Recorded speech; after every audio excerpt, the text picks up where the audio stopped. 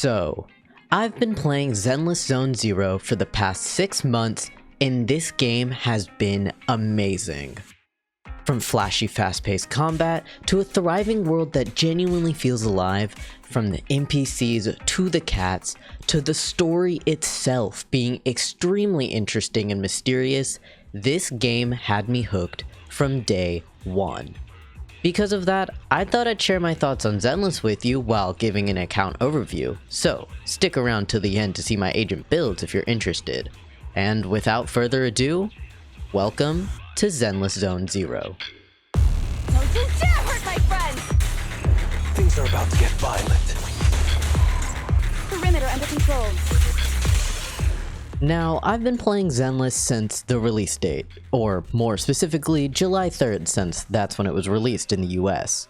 Since then, I've been playing every single day, or 206 days and counting while recording this voiceover. I've been diligent to do my dailies, log in for all the special events, and everything has mostly been completed besides a few agent stories and small missions found throughout the world that I'll get to eventually. To put all my work into perspective thus far, I am Internaut level 57. Very close to the max level, which is 60, but god, the last 5 levels are such a climb. I feel like I'm Sisyphus, pushing a boulder up a mountain that will eventually grow when they update the cap, which I'm not looking forward to when they do. But on top of that, my shop is fully upgraded and I have max friendship with every agent I have, besides for Soldier 11, because they haven't added her final friendship event yet, which I am patiently waiting for, though it really bothers me that she's the only one I'm missing. I've also completed the first 25 floors of the battle tower, which was honestly a struggle for me until Miyabi got released. God bless Miyabi. And after that, it was a breeze since Miyabi literally carried me. She even carried me through the Shiyu defense pillars, which I was also struggling on at the time. But despite all the struggles I faced, ironically enough, the combat was the easiest part. The combat in the game is just so addicting. There was genuinely a time when all I wanted to do was fight enemies just because of how fluid and seamless it felt to me. From fun dodges to quick assists, and even the agents having voice lines when they switch made it feel so satisfying. What are you waiting for? To catch a bullet? Electric charge. Wiping them all out. There's nothing exposed. Even the agents' kits and weapons are so unique and have so much thought put into them. I love that every agent feels distinct in their playstyle, and I can always switch up my teams if I ever get bored. And whether or not my characters were well built, the combat has always been engaging since the beginning and is something I always look forward to.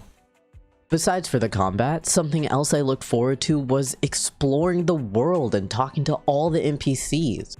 With every area, there's a diverse range of NPCs that make the area feel so lively.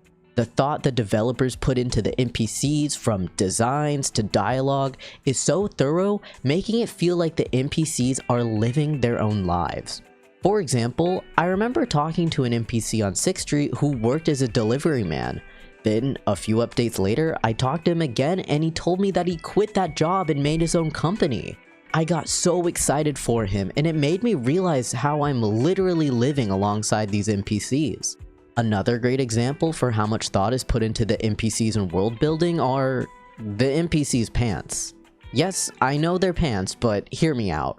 If you notice, all their pants have a weird seam pattern at the back, and you might be wondering what it's for. Well, Zenless actually addresses this with an infographic showing how those seams are for Thyron tails. Like, isn't that so cute and thoughtful? If you haven't taken the time to talk to the NPCs, you are missing out. Most NPCs have something unique or personal to share, whether you're able to chat with them or a casual text box above them. They make the world feel so much more immersive. And don't get me started on the cats in Zenless. They are just so adorable, and I am a big cat person.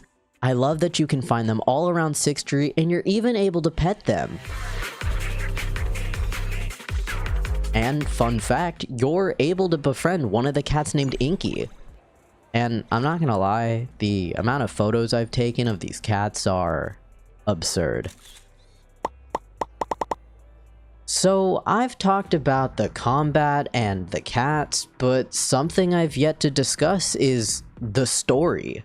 Now, if you asked me what Zenless is about, I'd say it's the story of two siblings with a smart AI computer trying to figure out the mysteries surrounding their teacher's disappearance. But there's more lurking beyond the surface. From a runaway politician to the secrets of the Hoshimi family, every plot is important by itself and to the overarching story. Plus, with the story still being developed, there are so many clues scattered across the game and promos that hint at the future. And with those hints, people are cooking up some good theories. Myself included, though I'll be keeping them to myself for now. I will say, if you haven't played Zenless yet, now is a great time to do so. The first arc just got wrapped up with Chapter 5, and I must say, Chapter 5 was peak cinema.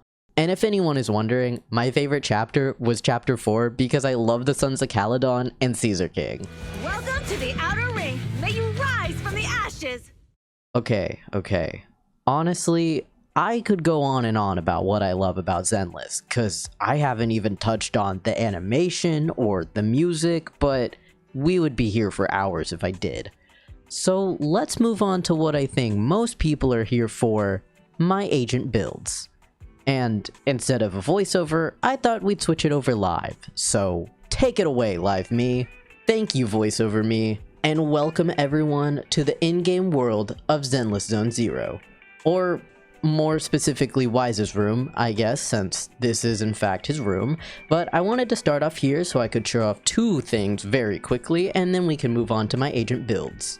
The first thing is my memory board. I really like how this turned out, and it took me a while to get all the placements correct, but I am so happy with how it is.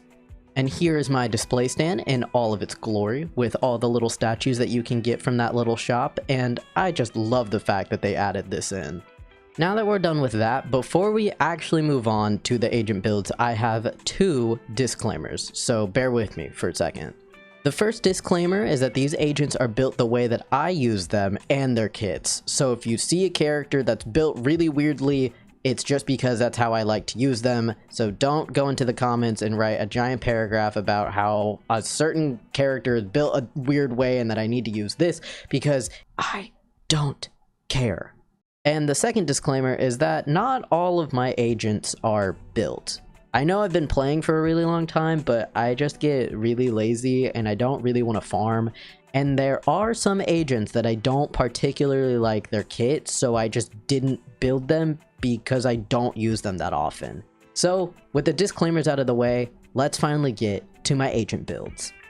So originally I was going to do this live, but because I yap too much, I'm instead going to do a live voiceover so we can just get through all the talking points and you can see my builds way faster than me talking. So with that, let's go.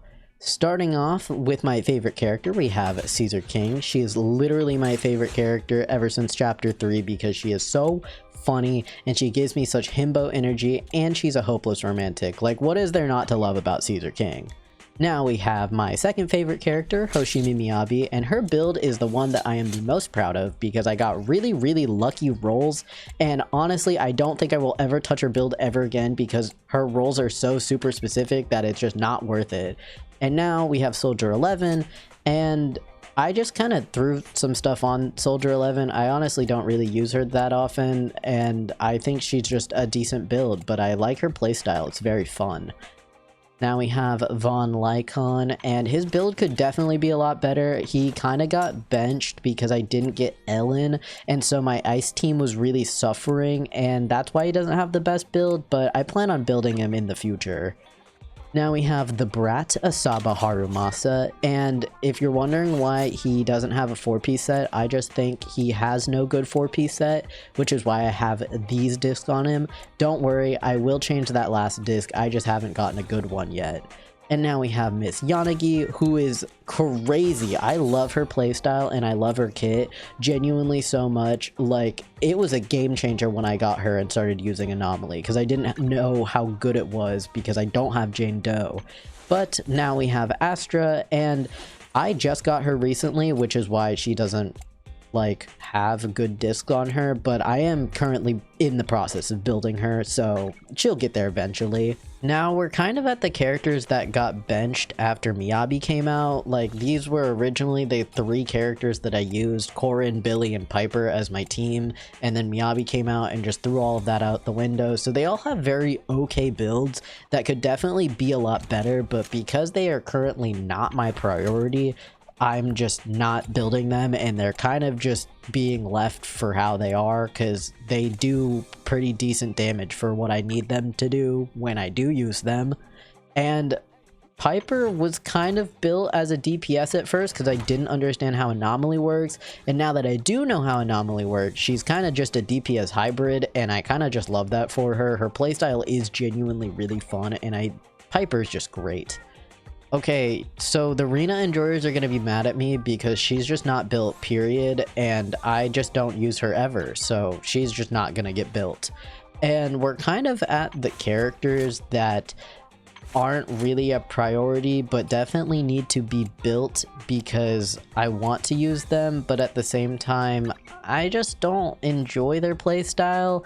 Anby is the exception. I do really like Anby, but because I don't use an electric team that often, I just don't use Anby, but she is like okay built, I would say.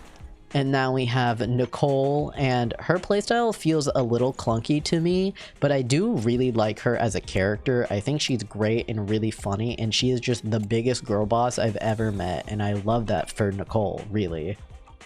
And then we have Anton, and again, since I don't really use an electric team that often, he kind of got benched, but I'm not gonna lie, I kind of hate his playstyle, and I've never understood how it worked, besides that he has a giant drill, and that's it. And Ben, honest to God, only got built because I needed a fire team, but I don't even have Coleta, so I kind of just don't really use Ben, nor do I understand his playstyle on how he works his defense, so I don't use him that often. And Soukaku, as I said before, kind of got benched since I didn't really have a good ice team, and also her playstyle is just a bit too slow for me, so I just haven't really used her, and I don't really need to now because Miyabi exists, though I know she's a good support, it's just meh. And now I definitely need to build Lucy because I do really like her as a support. She is great and her playstyle is so fun, and I love that she has a baseball bat to like hit her little bang boo pigs, and it's just so amusing to me. And last are the 2 characters that I really dislike their playstyle for, which is why they're not really built at all and are literally the last on this list, and it's Grace and Seth. Though I know Seth can be really good for a disorder team, I just don't like his playstyle at all, but I will probably use him eventually. But those are my agent builds. I hope you found them interesting or maybe inspiring on how you want to build your own agents. Or maybe I've deeply enraged you for how your favorite agent isn't built. But that's just how the cookie crumbles, I suppose. But that's about it for this video. I hope you guys enjoyed, and if you've played Zenless before, let me know your own thoughts down in the comments below. I'd love to know what you like or dislike about Zenless. Anyway, thank you so much for watching, and if you like Zenless or Genshin content, consider subscribing. If I've already dedicated 6 months of my life to Zenless, then I will probably be dedicating the rest of my life to this game, and I wouldn't have it any other way. Oh, and quick plug, I do a broadcast called The Evening Reel on my YouTube every Tuesdays and Thursdays at 6 PM CST. So come tune in and let's yap about anything and everything. With that, have a great rest of your day, and I will see you guys on the flip side. Peace out.